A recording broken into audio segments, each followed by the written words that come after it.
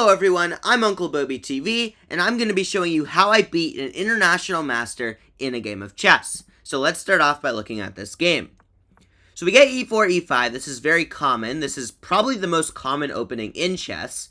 He brings his knight out, very common as well, but I play this weird opening where I actually bring my knight out here. This is weird because he can take this pawn, and it's just a free pawn.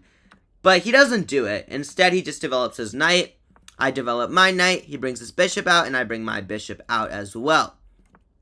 He castles, bring my pawn out, and this looks like a very normal game so far, nothing odd.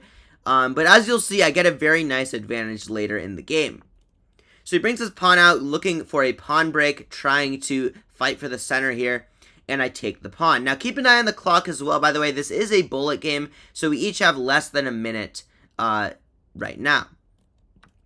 So takes, I can't take this knight because then the bishop takes the king, I am pinned. So I unpin myself with this bishop move, which is why this is great. So we take, then I take back, brings this rook in the game and I castle.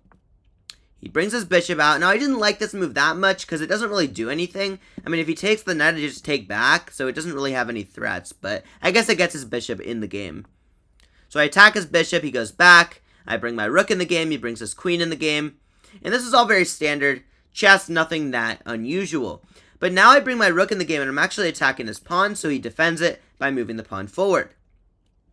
I fight for the center here. This is slightly inaccurate, but it's still a decent move. He pushes, and I bring my knight in the center. This actually loses a pawn, because after he takes the bishop and I take back, the reason that's great is because now he can take the knight, pawn takes, and the queen takes, and that's exactly what he did.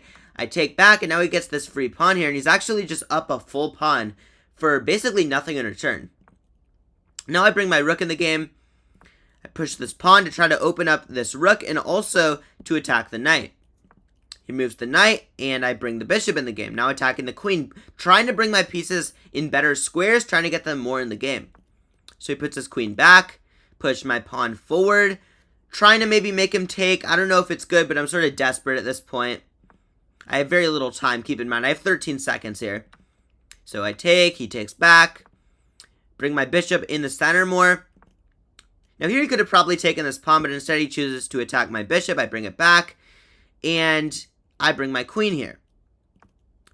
Now this was a big mistake because it allows this move queen g4. Now it's not necessarily the best move, but it has a big threat here. And the big threat is queen takes g2, which is actually checkmate. The bishop and the queen are both attacking this pawn, and this is a checkmate in one move.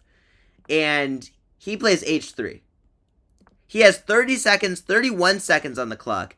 He takes 2 seconds to make this move, and this international master rated 2655 at the time of the game plays h3, allowing queen takes pawn checkmate. And that is how I beat an international master for the first time ever in my chess career.